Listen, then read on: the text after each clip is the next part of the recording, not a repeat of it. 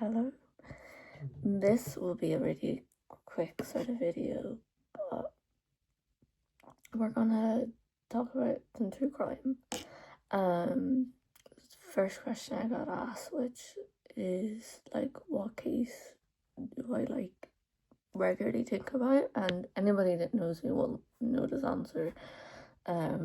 Is the JonBenét Ramsey case, and I feel like I will think about that for the rest of my life, or until like it gets solved, whatever comes first. Anyone will know me that I will watch every single documentary that comes out. I have like nearly every single book about the case, and I've read all the books.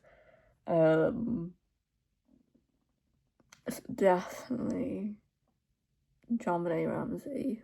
The second question as well is my theory about JonBenét Ramsey. I have avoided ever really stating my opinion online. Like on my own channel, I recently like redid the case, like recovered it, and in that video I did not state my opinion at the end, which normally when I'm doing true crime I will give my opinion at the end, but with this case I didn't, because there is a reason why I didn't give my opinion, because my opinion is the least popular opinion about this case, because I feel like everybody that follows this case or knows this case feel that the Ramseys did it, where I personally think the opposite. And you know, I'm allowed to have that opinion, just how if anyone thinks differently, I respect it. You're allowed to have that opinion.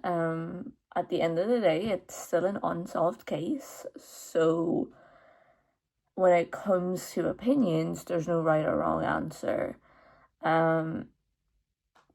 And I feel like with this case in particular, if you say that you have a different opinion compared to everybody else, you're apparently wrong, which I don't get, because like I said, it's an unsolved case.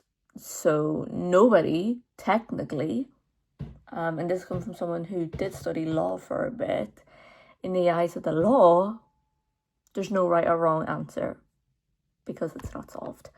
But personally, like, and this is just based on like my own research, because I feel like researching is powerful.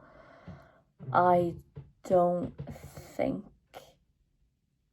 they had any involvement. Maybe I'm wrong, but I don't think so. Just like based on the fact that, like, because a lot of people who think that like the Ramseys did it, they purely back it up with like the Ramsden note, that it looks similar. And I will admit there is some similarity between the Ramsden note and Patsy's own personal handwriting, but I don't look at that. I look at the DNA, because I feel like DNA tells you a lot more than a Ramsden note. And the DNA, and there was a couple of DNAs left on JonBenét's body, and none of the DNA that was found on her matched with either Patsy, Brooke, or John, or anyone in the like Ramsey family. So yeah, that's just my opinion. Like I said, the case is unsolved, so you can have whatever opinion you want. Just be mindful and respectful to other people's opinion. And the last question is, tell me a case. Like, definitely not gonna say the JonBenét case. Maybe the Mary Boyle case, which I recently covered. I'll have like maybe that linked in the description box, because I'm not gonna go into like obviously full details, but she is Ireland's longest and youngest missing person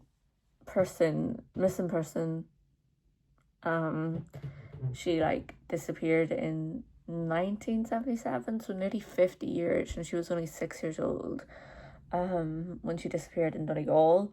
And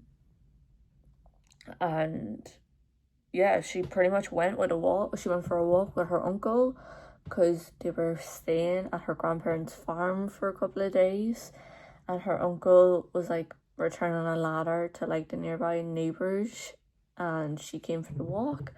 And it's unclear if the uncle told her to turn back, or she turned back on her own sort of accord.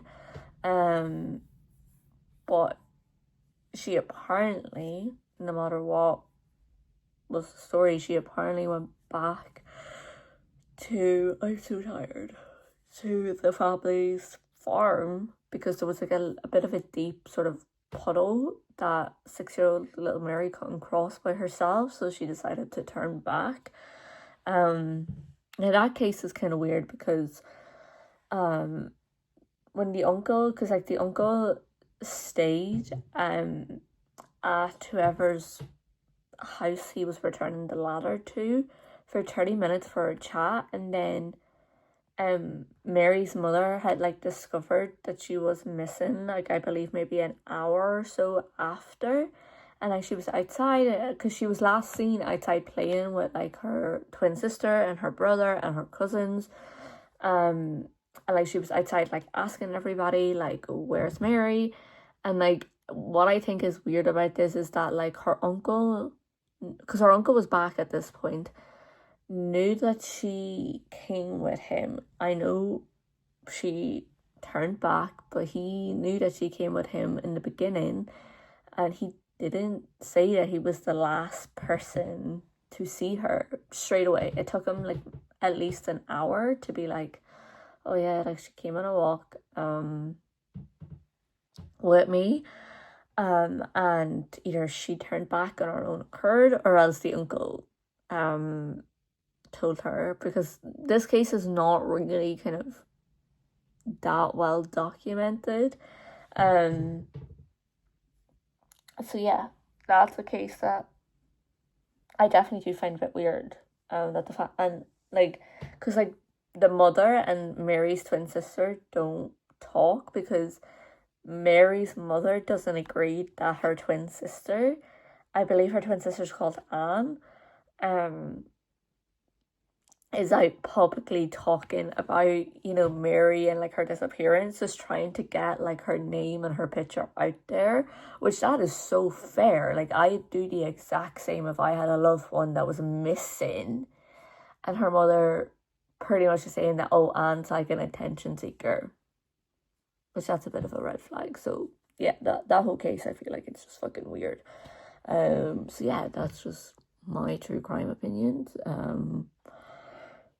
And yeah, I'm now trying to edit videos for my own channel, which has taken me a while, because I am currently streaming a game on my PlayStation, so I need to turn on my PlayStation to get the videos off my PlayStation onto my phone, which is fun. I can't wait to do it. So yeah, that's my true crime opinions. You don't have to agree with them. I don't really care, but just remember, be respectful and be mindful.